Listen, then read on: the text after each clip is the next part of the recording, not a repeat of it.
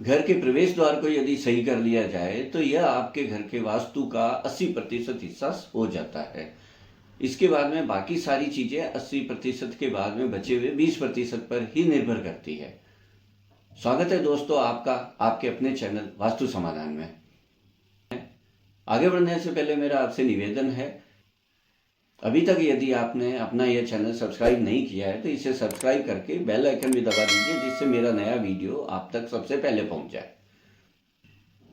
मित्रों, हम आज के अंक में उत्तर दिशा के 9 खंडों के विस्तृत चर्चा करेंगे, जिसमें कौन से खंड में प्रवेश द्वार लेना उत्तम रहेगा इसके बारे में विस्तार से डिस्कस करते हैं। उत्तर दिशा में वायव्य से लेकर ईशान कोण तक के 9 खंड किए जाएंगे वास्तु के खंडों में, जिसका अंक 25 से लेकर 32 तक रहेगा। सबसे पहले तो हम तालिका में उत्तर दिशा के 9 खंडों को इस प्रकार से बांट लेंगे। इसके पश्चात उत्तर दिशा के 9 खंडों को हम इस तरह से तालिका में लिख लेंगे। उत्तर दिशा के प्रवेश द्वारों के इन 9 खंडों की आज हम विस्तृत चर्चा करेंगे। उत्तर दिशा का पहला खंड और वास्तु पद से 25वां खंड रोग नामक खंड है, जो कि पश्चिम दिशा का अंतिम खंड भी है, जिसकी चर्चा हम पिछले अंक में कर चुके हैं। अब हम उत्तर दिशा का दूसरा खंड अर्थात नाग खंड, जो कि अंक से 26वां पद है, इसकी चर्चा करते हैं। नागखंड में घर का प्रवेश द्वार रखने से यह घर के शत्रुओं की संख्या बढ़ा देता है, और शत्रुओं की संख्या बढ़ने से घर के लोग भी असमंजस की स्थिति में रहते हैं। शत्रुओं की संख्या में वृद्धि होने के कारण घर के निवासियों में एक अज्ञात भय व्याप्त रहता है। शत्रुओं की संख्या में वृद्धि एवं घर के लोगों में अज्ञात भय व्याप्त रहने के कारण यह खंड प्रवेश द्वार के लिए उत्तम नहीं माना गया है। अतः इस पद में प्रवेश द्वार लेने से हमें बचना चाहिए।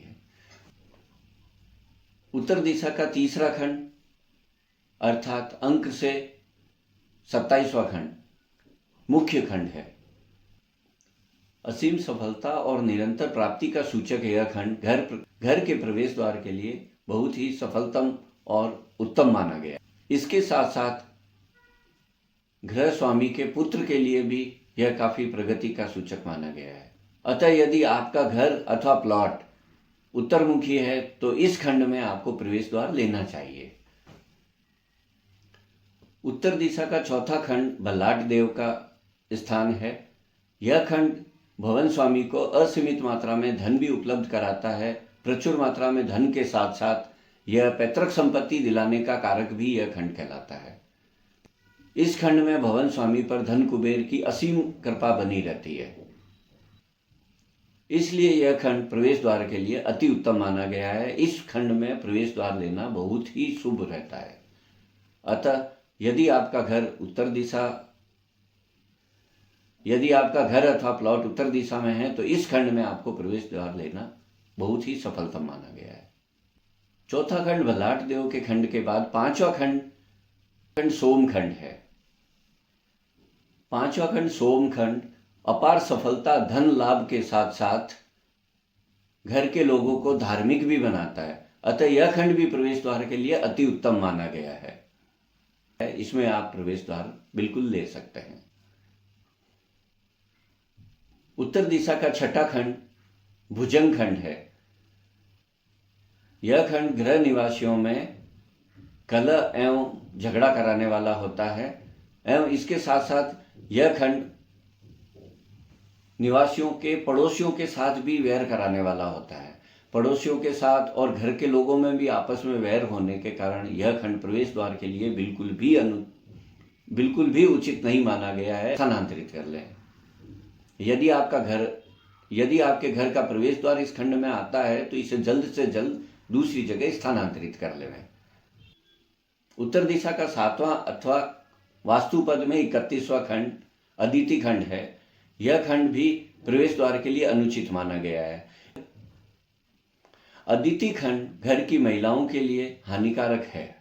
चाहे वह महिलाएं घर की बहू हो अथवा बेटियां, सभी के लिए यह हानिकारक माना गया।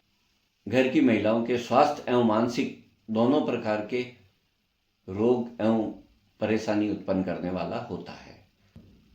अतः इस खंड में घर का प्रवेश द्वार लेने से बचना चाहिए। उत्तर दिशा का 8वां खंड एवं प्रवेश द्वार की श्रृंखला का अंतिम खंड अर्थात 32वां खंड द्वितीय है।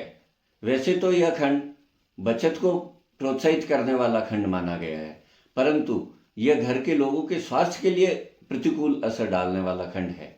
अतः वास्तु में इस खंड में प्रवेश द्वार लेने से हमें बचना चाहिए।